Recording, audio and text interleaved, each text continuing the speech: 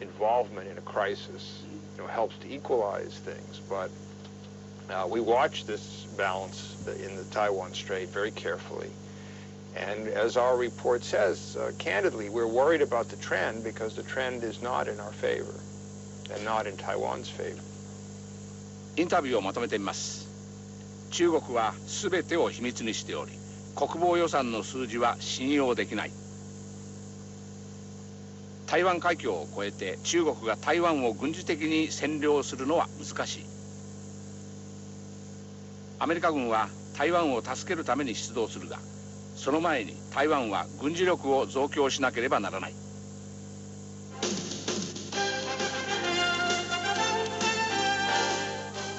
この番組は JR 東日本、山崎パンとご覧のスポンサーの提供でお送りします。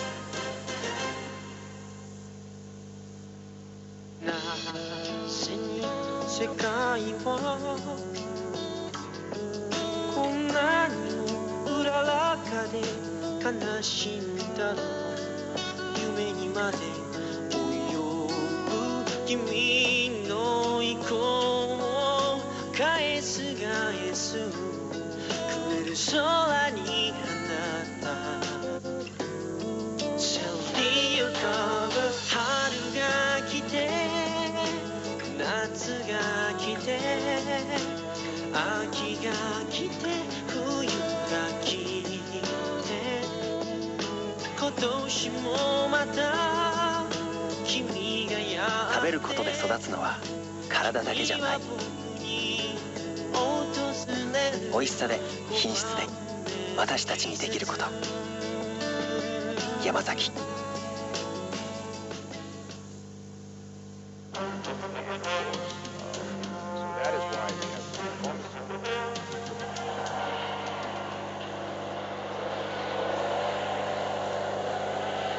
在韓米軍の戦車部隊は朝鮮半島の非武装地帯近くでこれまで通り軍事訓練を繰り広げています。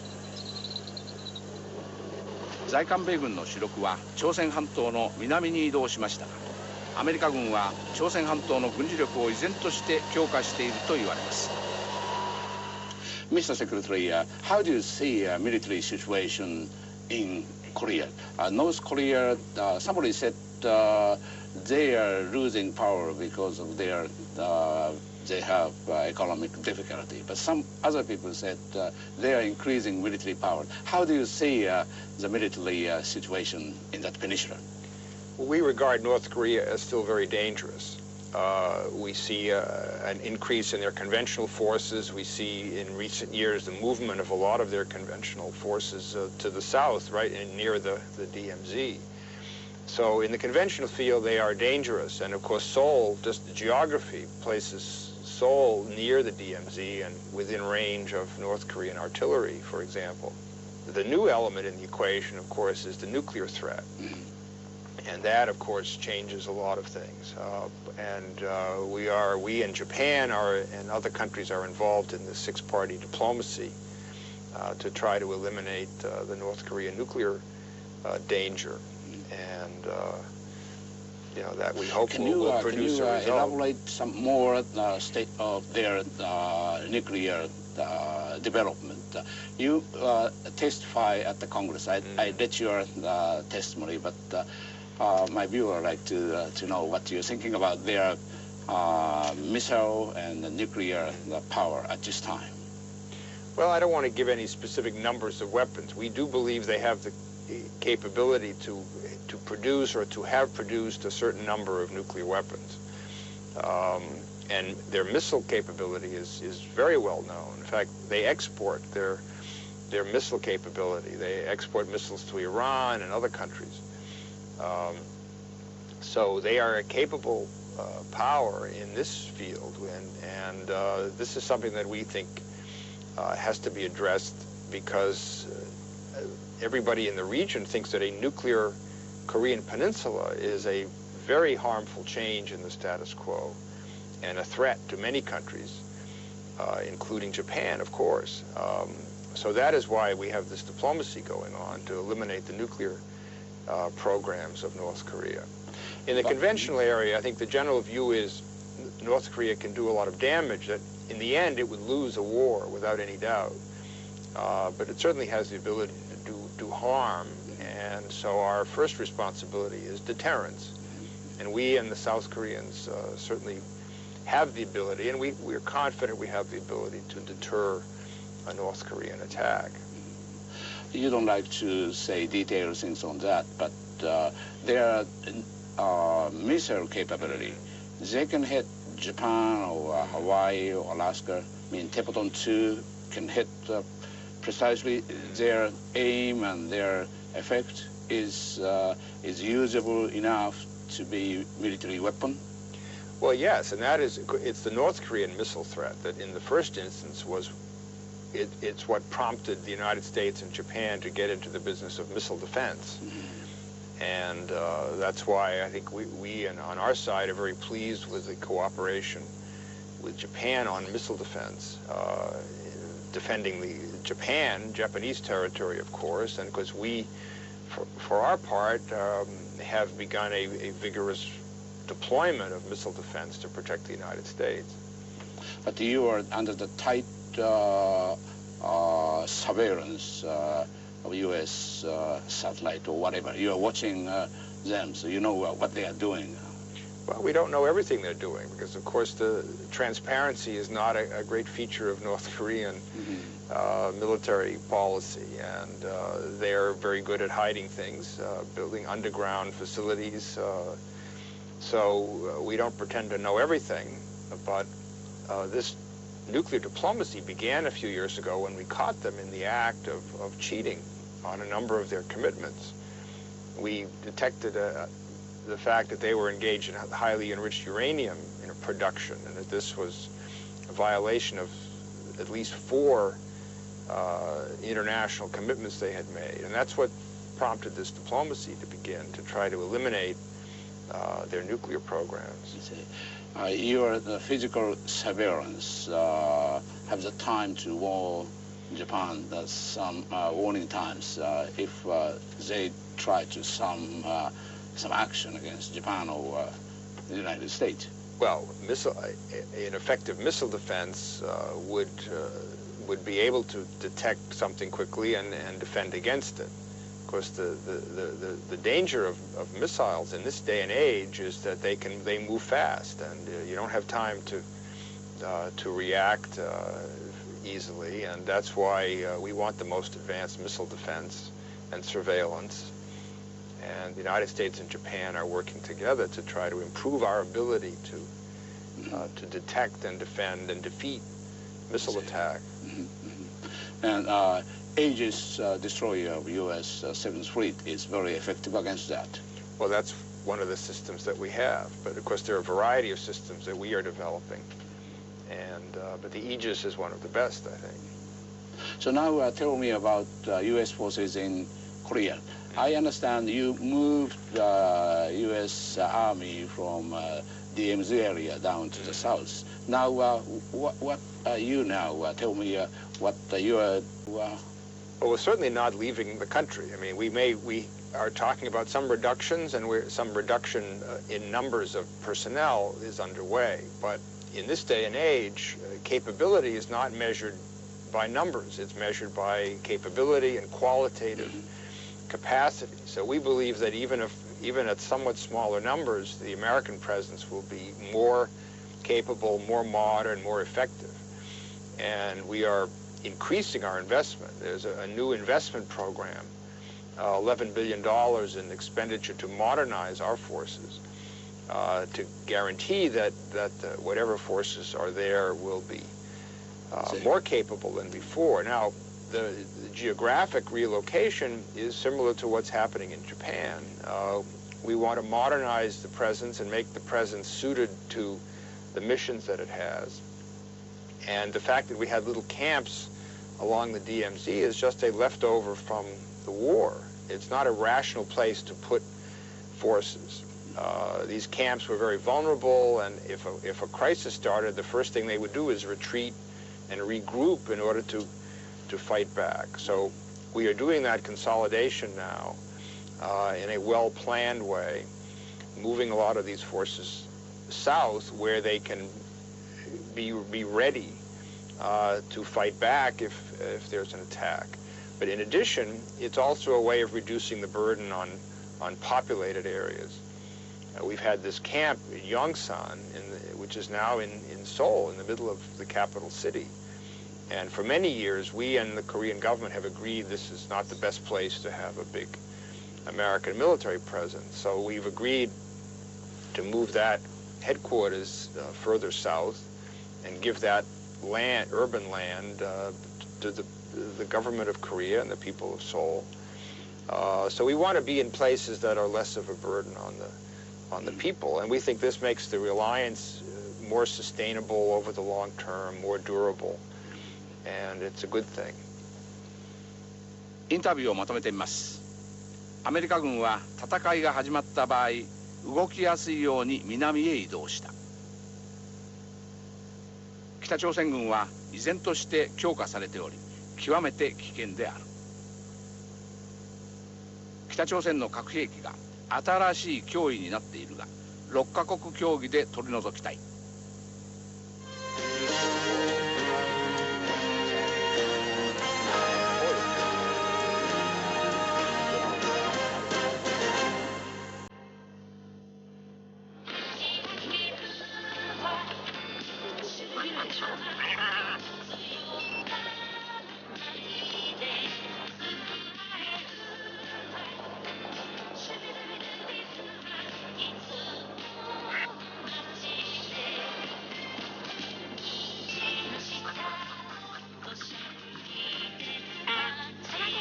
モバイルスイカ広がっています。私はスイカと暮らしています。古代エジプトではこのホルスの目が安全のお守りでした。ここ原子力発電所では訓練を重ねた厳しいプロの目が安全を守るよう努力しています。安定した電気をお届けするためにもまず安全が最優先です。安全を何よりの使命にご一緒に考えましょう。エネルギーのこと、東京電力。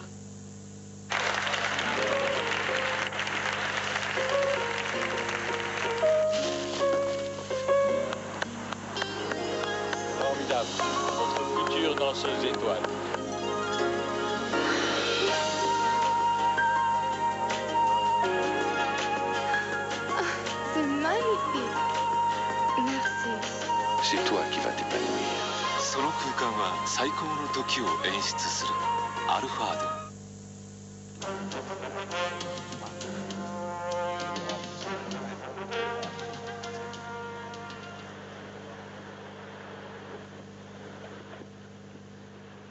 アメリカは中国に対する戦略拠点としてグアム島の軍事力を強化しています。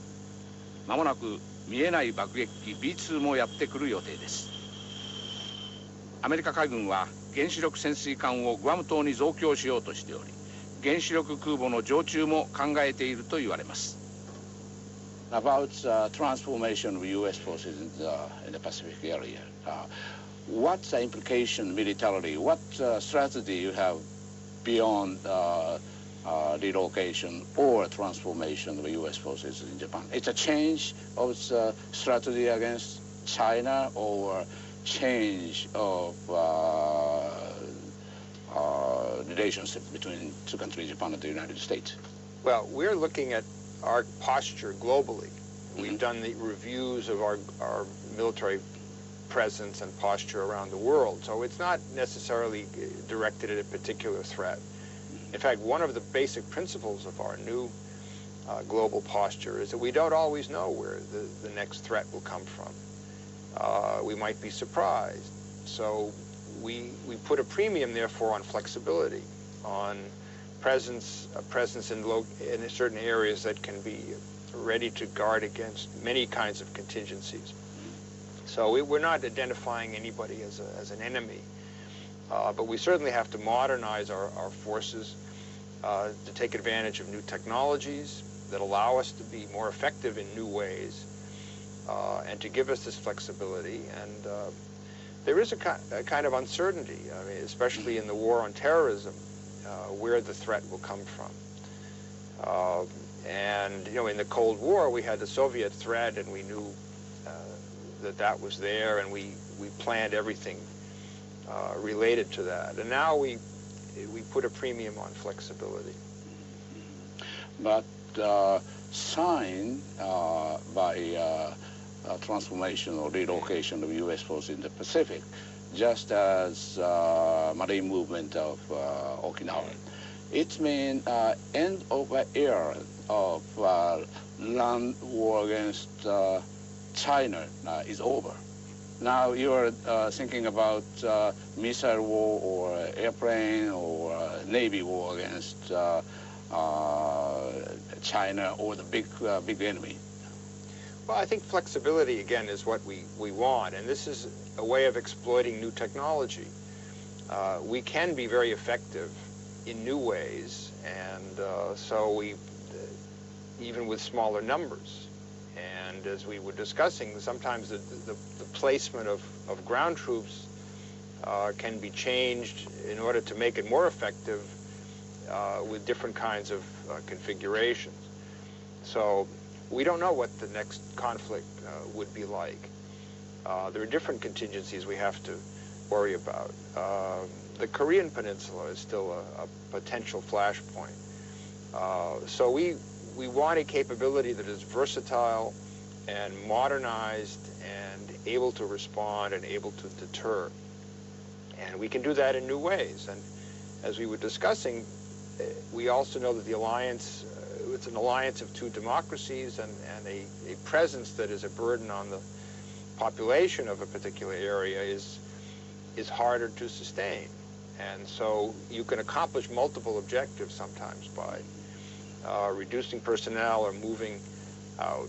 We will still be in Okinawa if this is the wish of the people of Japan, but we can consolidate our presence on Okinawa in places of the Marines to Guam, but that again is a modernized plan that is meant to give us the continuing capability to defend our friends. In those kind of environment, you need some readjustment of military burden of Japanese government, of Japanese self-defense forces. If that, what kind of readjustment is necessary? Well, I'm glad you mentioned that, because another aspect of this transformation is Japan's transformation. And we have a very capable Japanese self-defense force, and Japan is taking on a new role in the world. We see this in the Indian Ocean, we see this in the presence of Japanese forces in Iraq. We're very pleased. We think that Japan is a leader in the world community, and that this leadership role should have a security dimension. So Japan's willingness to take on responsibilities we think it's a contribution to peace in the region and even in the world. So this too is something we can adapt. It allows us to adapt our alliance relations because Japan's capability is greater. And our own presence can adapt to that, and we can do things together in certain facilities in Japan. And so that's an important thing and a very positive thing. So in time of a quick change in the world, do you think we need more concrete joint command or joint staff or that kind of things? You said supply fleet of Japanese Navy is workable, and some help in Iraq is good, but more the fundamental change, joint operation or joint command, that kind of thing is necessary to respond quickly. Well, we're looking at our command structure, as you know, and we will adapt certain things. We're moving some headquarters to Guam, but we hope that Japan will continue to be working with us. In fact, we hope that in Guam there's a Japanese presence and a role in cooperating in the new configuration. So it's true that Iraq and the Indian Ocean they're temporary matters, because we hope that these crises will be overcome. But they're symbols, I think, of Japan's ability to take on new responsibilities and missions. And that's part of our planning, our joint planning. And again, I think it's a positive contribution to stability in the region. From your office, what kind of situation you see, military relation between China, United States, Japan? From your office, what kind of the picture you have? We will still continue on a constructive path with China. That's the American hope. Secretary Rumsfeld visited China, and we had constructive talks, and we're going to try to improve exchanges between the Chinese and American militaries, just to try to achieve greater transparency, as we were discussing before. So I think we can manage this, and of course at the higher political level, our president and Japanese prime minister have tried to maintain a good relationship, a stable relationship with China. I worry about other issues in the region, particularly the North Korea problem, which is not solved yet. And you know, China's rise is a long-term phenomenon, and I think both the United States and Japan are looking at this strategically and trying to find ways to manage this as a constructive evolution, and that clearly is the right thing to try to do.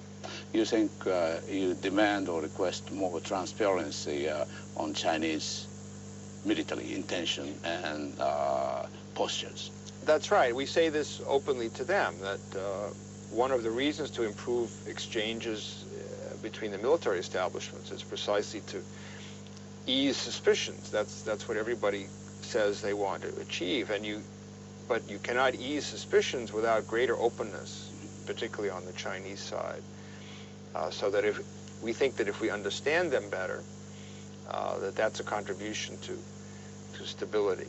I mean, they don't conduct themselves in the same way that we do or you do, where people can visit and we publish white papers that are filled with detailed information about our programs. I mean, very often we're caught by surprise by some new Chinese weapon system that we just discover. So that, of course, doesn't contribute to the easing of suspicions. It does the opposite. インタビューをまとめてみます。中国は長期にわたって増大し続ける。日米は戦略的に対応しなくてはならない。グアム島のアメリカ軍には日本も加わるべきだ。アメリカ軍のアジアにおける配備の変更は日本の軍事体制の変更でもある。で、アメリカが中国を警戒し始めた理由は3つあります。その一つは中国がどのような国を作ろうとしているのか。これまでアメリカが調べてきたところによりますと、民主的な国を作ろうという努力をあまりしていない、むしろ専制国家を作ろうとしているというふうにアメリカは考え始めました。で、もう一つはアジアをどうしようとしているのか。アメリカと対決をしてアジアを独占しようとしているのではないかという疑いが強くなってまいりました。そして最後に中国は中国の自分の世界を形作ろうといたしまして軍事力を強化しているのではないか。で、こういった疑いを持ちましてアメリカは今や中国が適正国家になるという考え方を強く持ち始めたわけであります。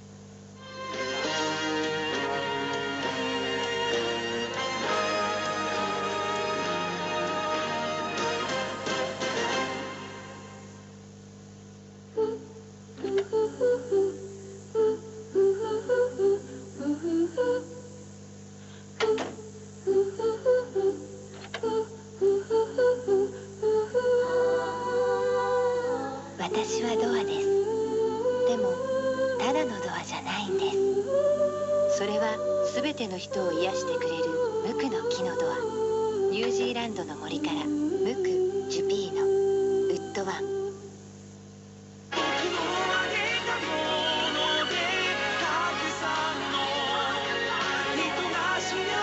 今子供たちの安心安全を光ブロードバンドで守りたい。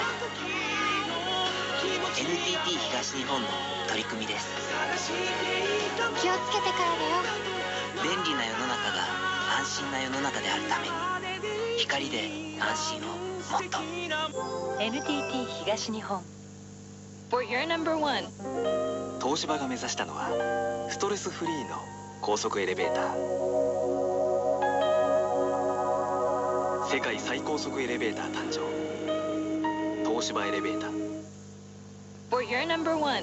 いいシュートだったな、あそこで。ありがとう。ありがとうございます。何回ですか？4回してくれる？もっとあなたの優しさに応えたい。